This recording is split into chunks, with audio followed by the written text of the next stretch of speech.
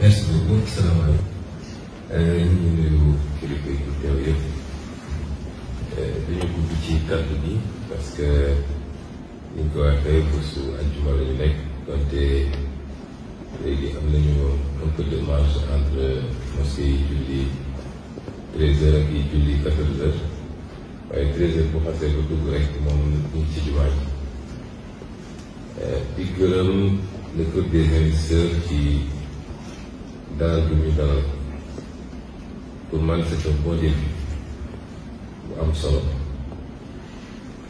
ma leeral ni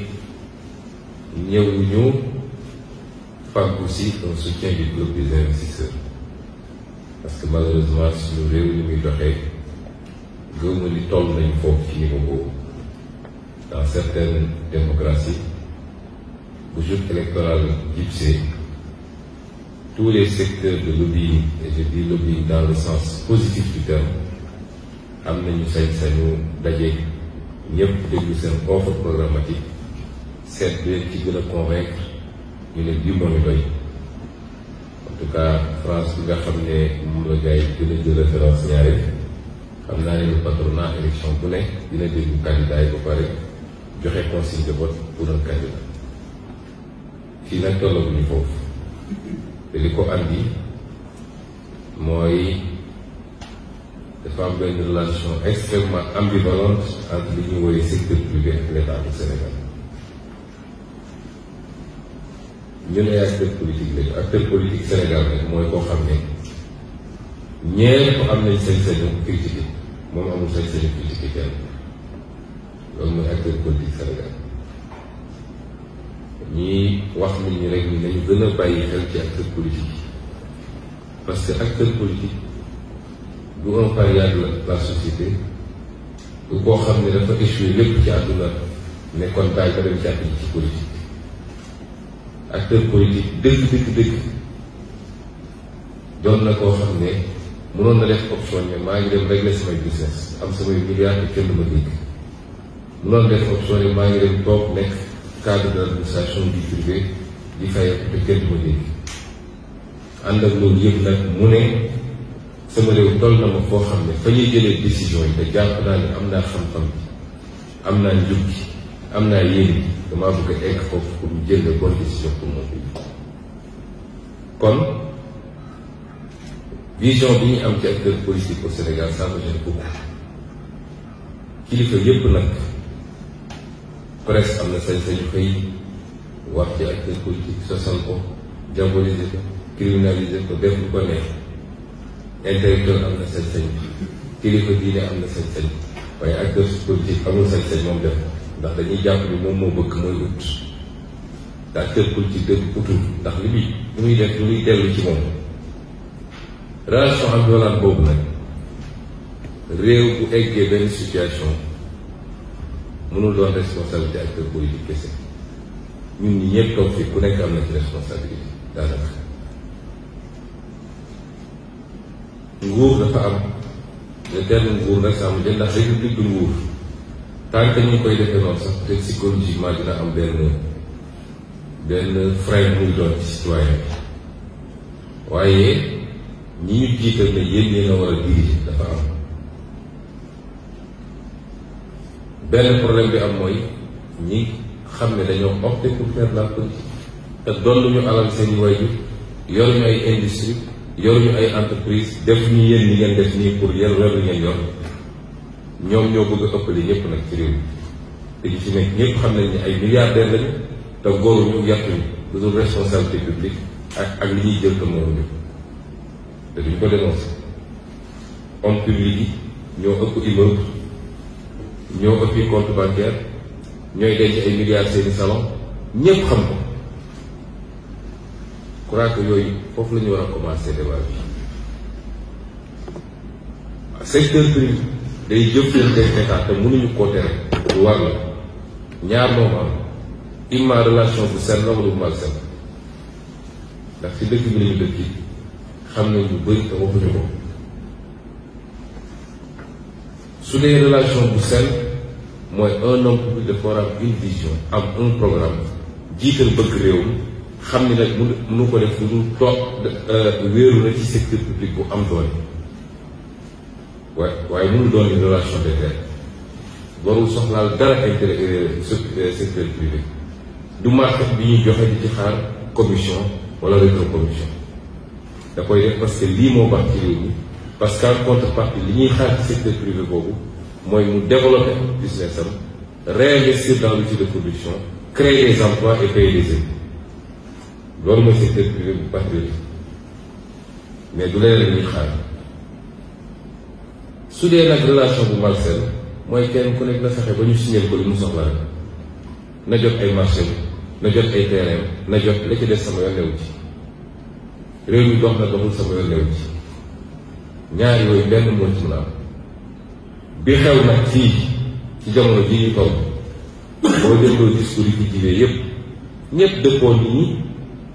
nekkuñu ci premier schéma parce que réew mi teguwul fi mu war a tegu ndax su teguwoon fi mu war a tegu tey du ñu ne plus de 80% de notre secteur privé national est détenu par des intérêts étrangers du ko def c'est ça la vérité moo tax ma ne wax ji mun na bañ a gudd parce que diagnostic bi ñëpp xam nañu ce qu'il faut faire ñëpp xam nañu fii mun nañu toog waxtaan bu minute on va avoir une parfaite convergence sur le diagnostic et sur ce qu'il faut faire mu des nag sañ-sañ bi ñu war a am pour def ko am déet loolu moo ci des sañ-sañ bi ñu war a am pour def ko parce que ku fi toogee fii ci salle bi ban discours politique moo méngoo li ñuy wax ci li ñu war a def ci teg ko nag ci patriotisme économique ku fi toog xam nga ko du lu ñuy laam-laame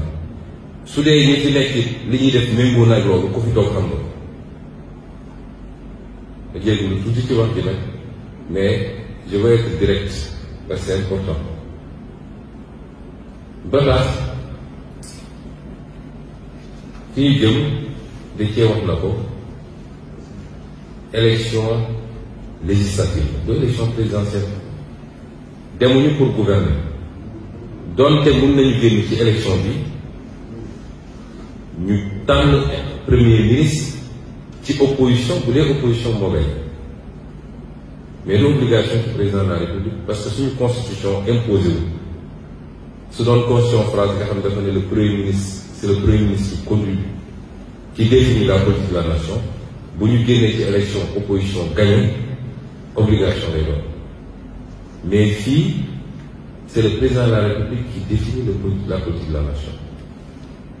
dégg nañ ci gémmiñam mu ne kii gagné élection législative ci moom ci ñooñu lay tànn premier ministre xam nga wax na ko loolu tekki na ni tey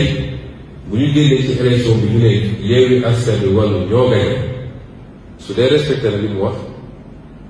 normalement premier ministre foofu lañ koy tudd mais obligation ci moom constitution sant ko ko imposé ko ko mais li ëpp solo du loolu mooy tey su dee ñun ñii jël nañu majorité à l'Assemblée nationale lan lañu mën a def ci secteur yépp nag waaye lan lañu mën a def ci lii ñu concerné tey muy secteur privé national ñun de li ñu gëm mooy réew kenn du ko tabax te amoo bourgeoisie une bourgeoisie nationale forte soxorante bi sama nijaay doon wax léegi Sénégal ku xaw a tekki tuuti rek ñu ne affaire am leew waaye nit mën na jógee fële ci àll ñëw nekk fi milliardaire ñun ñëpp kenn du ci posé question ba mu am soo bëggoon nag rawale bu leen dëkk il faut ñu d'accord ni yàlla li ñu bind ñun ñëpp tolloolewul dafa def ñii am ñii ñàkk ñii néewle loolu tax asaka am loolu tax leneen leen am kon il faut ñu accepter ni il faut ñu am ay nit ñu am doole mais il faut que ce soit une bourgeoisie industrielle prioritairement mais pas une bourgeoisie comprador comme li xew actuellement parce que fi mu ne nii on a une bourgeoisie mais li ci ëpp bourgeoisie comprador la il faut que ñu accepter ni réew bi koy taxawal tey économie bi ñu am introverti nga xam secteur tertiaire bi war a nekk ci suuf moo nekk ci kaw te ñu ko téye c'est la téléphonie les banques les assurances lépp bitim réew ñoo ko moom. fii gisaguma fi ñi fi toog ñëpp c'est des acteurs privés nationaux mais amul ku ci yor ku ci opérateur téléphonique amul ku ci yor banque wala assurance wala yu mel noonu.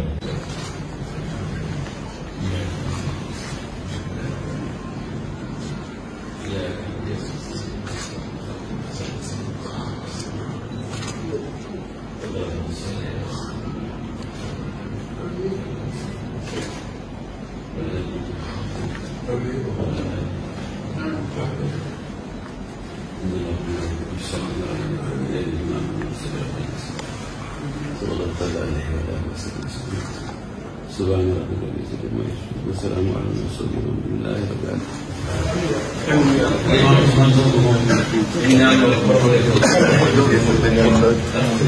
العالمين.